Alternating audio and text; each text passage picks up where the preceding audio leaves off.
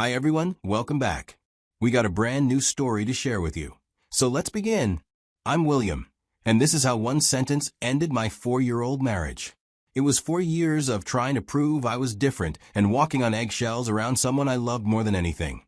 But the day she made that statement, she never expected what came afterwards.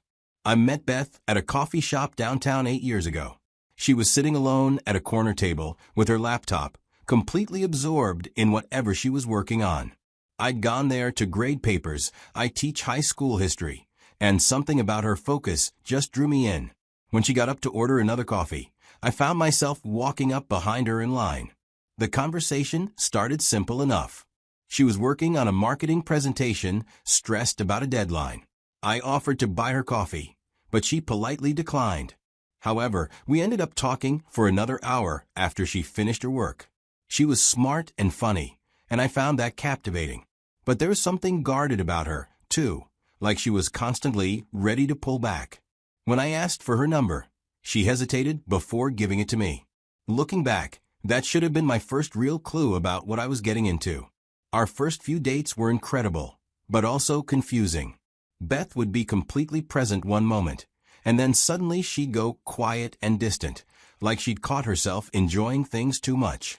After our third date, she didn't respond to my texts for 4 days. When she finally called, she had this whole speech ready about how she wasn't looking for anything serious, how she'd gotten out of a nasty relationship just a few months earlier, and wasn't ready to jump into something new. The thing is, she never actually said she didn't want to see me anymore. She just kept putting up these walls while leaving the door slightly open. It was like she wanted me to chase her, but also wanted to make sure she could run if things got too real. I should have walked away then.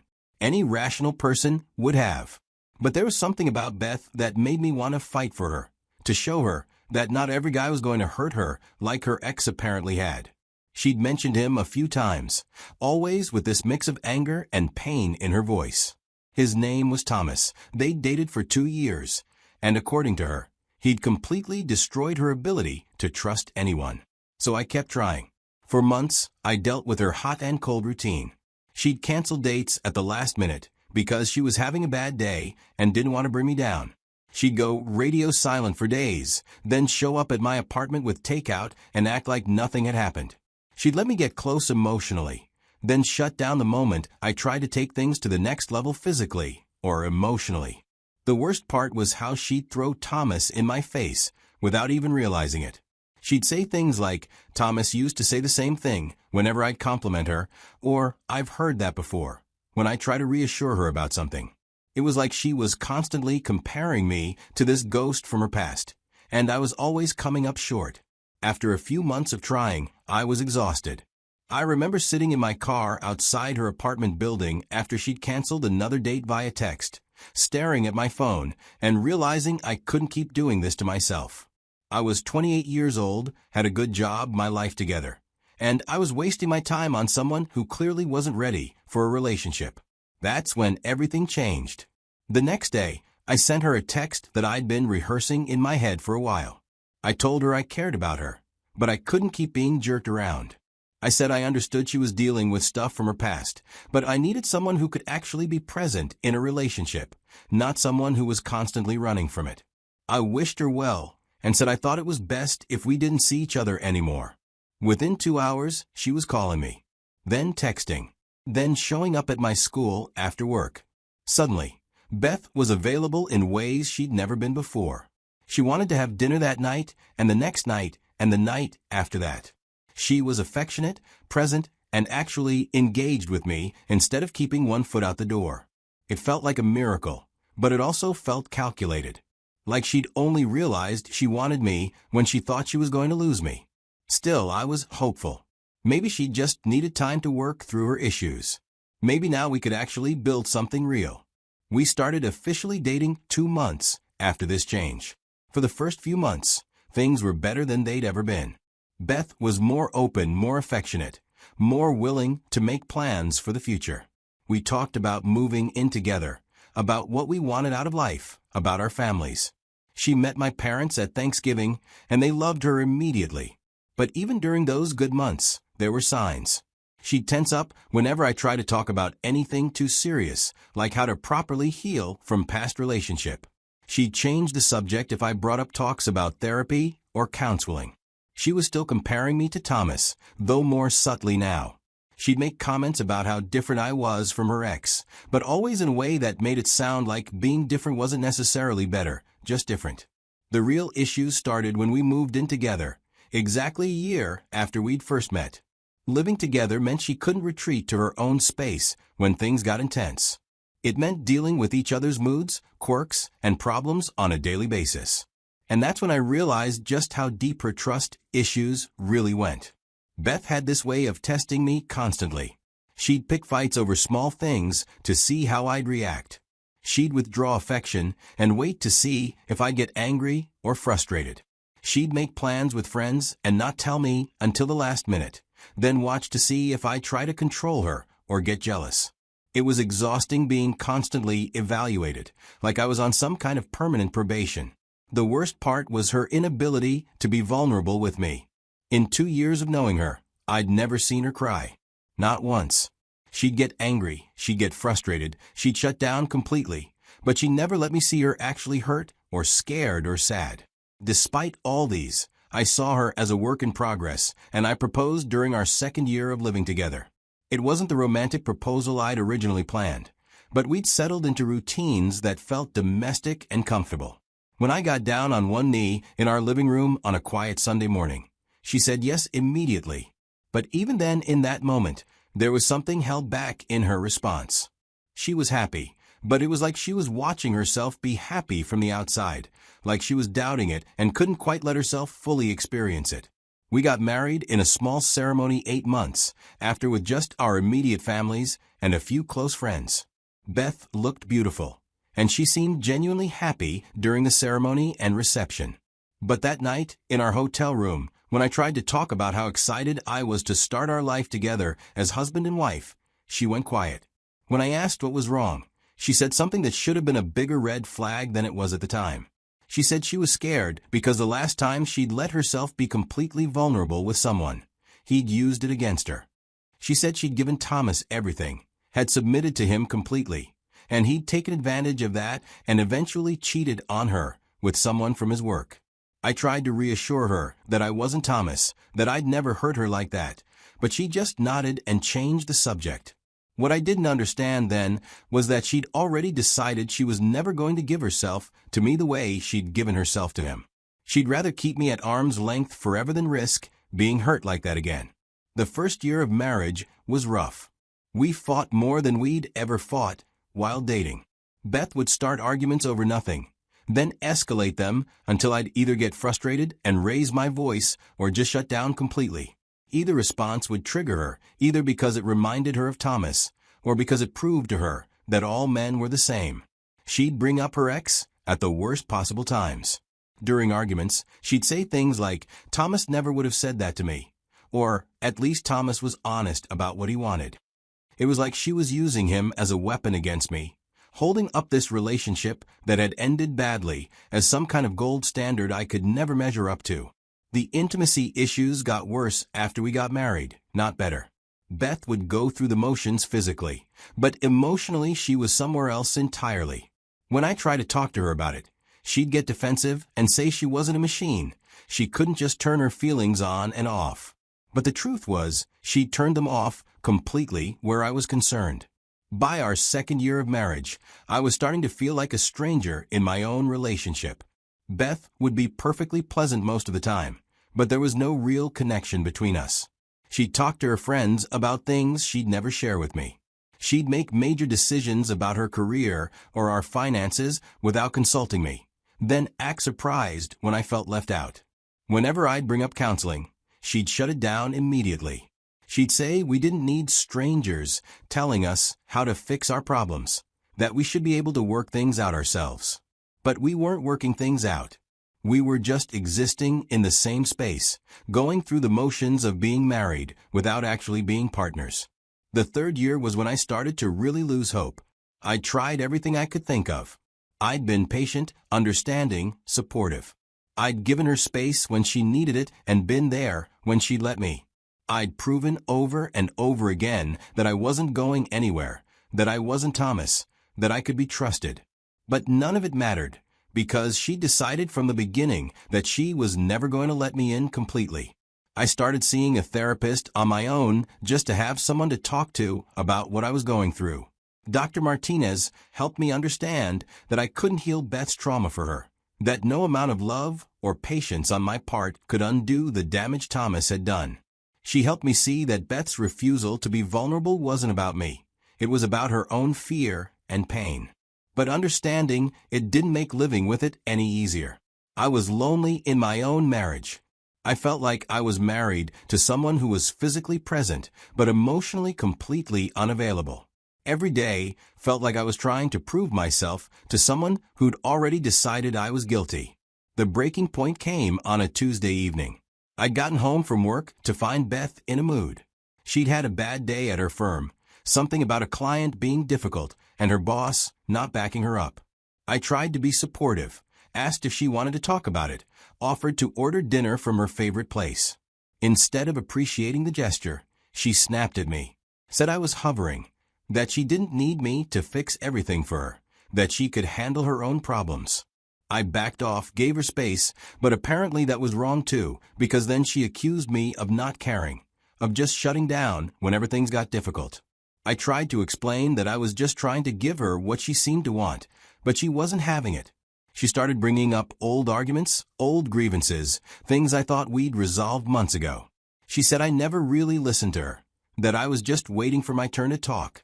She said I was selfish, that everything had to be about me and my feelings. None of it was true, and she had to know that, but she was on a roll. For years of accumulated frustration and pain were pouring out of her, and I was the only target available. I tried to stay calm, tried to de-escalate, but she kept pushing and pushing. Finally, I'd had enough. I told her I was tired of being her emotional punching bag. I said I'd spent 4 years trying to prove I wasn't Thomas, and I was done. I said if she wanted to keep punishing me for what he'd done to her, she could do it alone. That's when she looked me straight in the eye and said, maybe I should have married Thomas instead. At least he was honest about who he was. The words hit me like a physical blow. For years of marriage, 6 years of knowing each other, and she was telling me she wished she'd married the man who'd cheated on her and broken her heart. The man she'd spent years telling me she hated. She now wished she'd married instead of me.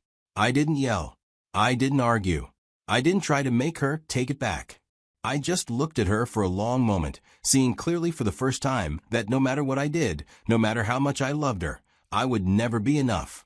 I would always be second choice to a man who'd treated her terribly.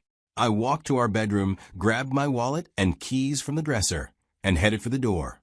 Beth followed me, asking where I was going, saying we needed to finish our conversation. But I was done talking. I'd spent years trying to have conversations with someone who'd never really been listening. I drove straight to my parents' house across town. My mom took one look at my face and knew something was seriously wrong. I told them everything, the whole sorry story of my marriage to someone who'd never really been my wife. My dad, who never always liked Beth, just shook his head and said he'd wondered when I was going to realize I deserved better.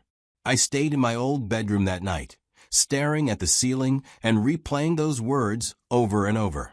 The next morning, I called in sick to work and drove to see a divorce attorney one of my colleagues had recommended when he'd gone through his own divorce 2 years earlier. He was straightforward about the process, the timeline, what I could expect. Since we didn't have kids and had kept most of our finances separate, it would be relatively simple. I spent that first week at my parents' house, thinking through everything that had led to this moment. Beth called and texted constantly, but I didn't respond. She left voicemails apologizing, saying she'd been angry and hadn't meant what she said. But I knew she had meant it. Maybe not consciously, but somewhere deep down, she'd always believed she'd settled for me. On the following Tuesday, exactly 1 week after our fight, I had the divorce papers served to her at work. I knew it would be embarrassing for her, but I also knew if I tried to give them to her in person, she'd try to talk me out of it. And I couldn't afford to waver on this decision. Dave had advised serving them at her workplace because it was more likely she'd accept them without causing a scene. He was right. According to the process server, she took the papers calmly, signed for them, and went back into her building without any drama. But 10 minutes later, my phone started ringing. Beth called 8 times in a row before I finally answered. She was crying, which I'd never heard her do in all the years I'd known her. She was begging me not to do this, saying we could work it out, that she'd go to counseling, that she'd do whatever it took to save our marriage. She said the thing about Thomas was just something she'd said to hurt me, that she didn't mean it. But I knew better. Pain makes people honest, and in that moment of anger, she told me exactly how she really felt. I'd spent 4 years trying to measure up to a man who'd treated her badly, and I'd finally realized it was an impossible task. She didn't want me to be better than Thomas, she wanted me to be Thomas, and I couldn't do that. Over the next few weeks, Beth's attempts to reconcile became increasingly desperate. She showed up at my school, at my parents' house, at the grocery store where she knew I shopped. She sent flowers to my classroom with notes begging me to call her. She reached out to my friends, my family, anyone she thought might influence me to change my mind. The hardest part was seeing her finally offer everything I'd wanted for years. She was suddenly willing to go to counseling, to work on her trust issues, to be vulnerable and open in ways she'd never been before. She was offering to submit to our marriage the way she'd claimed she'd submitted to Thomas, to give me the emotional intimacy I'd been craving. But it was too little, too late. You can't spend 4 years withholding yourself from someone and then expect them to be grateful when you finally decide they're worth the risk. Trust, once broken, doesn't just magically repair itself because the person who broke it suddenly realizes what they've lost. My therapist helped me understand that Beth's sudden willingness to change wasn't really about loving me more. It was about fear of abandonment. She'd kept me at arm's length for years because she was afraid I'd leave, and now that I actually was leaving, she was panicking. But panic isn't the same as genuine change. The divorce was finalized in February of 2025. Beth contested it initially, hoping to drag things out and convince me to reconsider, but my lawyer advised her attorney that I wasn't going to change my mind. In the end, she signed the papers. I saw her one last time at the courthouse when we finalized everything. She tried to approach me afterward, but I couldn't do it. There was nothing left to say. We both said everything that mattered that night. Looking back now, I can see all the signs I ignored, all the red flags I explained away because I loved her. Beth never got over Thomas, not really. She just transferred all her anger and hurt onto me and expected me to absorb it indefinitely. She wanted someone safe to punish for what he'd done to her. The tragedy is that we could have had something beautiful if she'd been willing to do the work to heal from her past. But she chose to stay wounded, chose to keep Thomas between us like a ghost haunting our marriage. She chose fear over love, over and over again, until I finally realized I couldn't choose love for both of us. I don't hate Beth. I understand why she couldn't give herself fully to our marriage. Thomas had done real damage to her ability to trust, and that wasn't her fault. But what was her fault was her decision to enter into a marriage while still emotionally committed to her previous relationship. She married me with one foot still in the past, and that's not fair to anyone. The hardest lesson I learned from this whole experience is that you can't love someone into healing. You can support them, encourage them, stand by them while they do the work, but you can't do the work for them. Beth needed to deal with her trauma, needed to process what Thomas had done to her, needed to learn to trust again. But she had to want to do those things for herself, not just to keep me from leaving.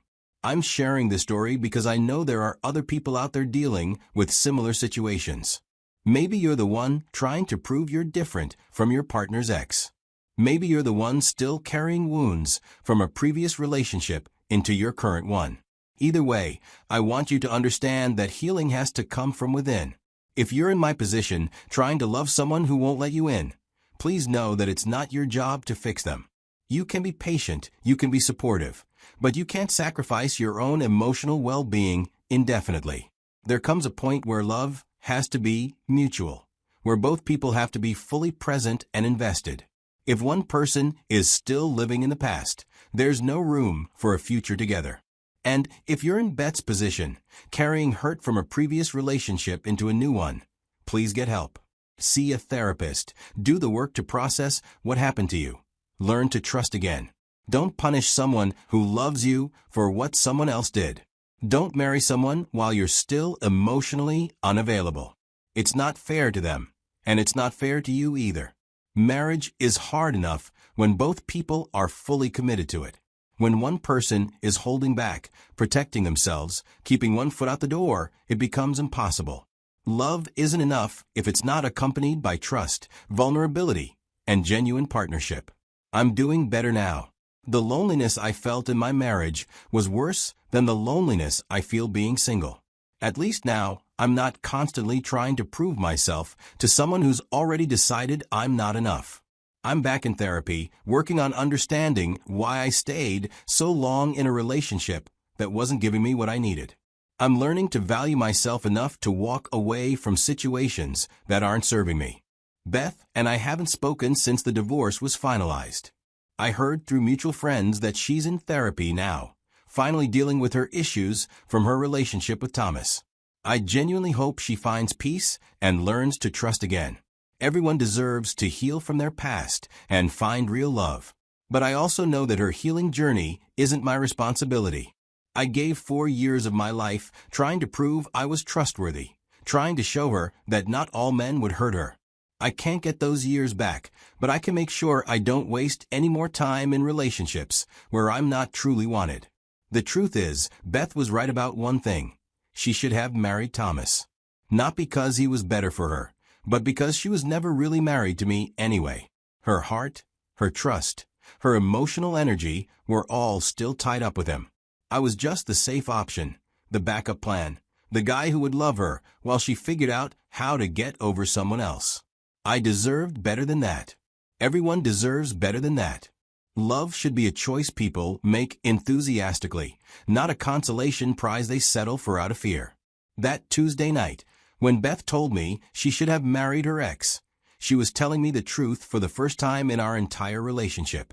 And sometimes, painful as it is, the truth is exactly what you need to hear to finally set yourself free.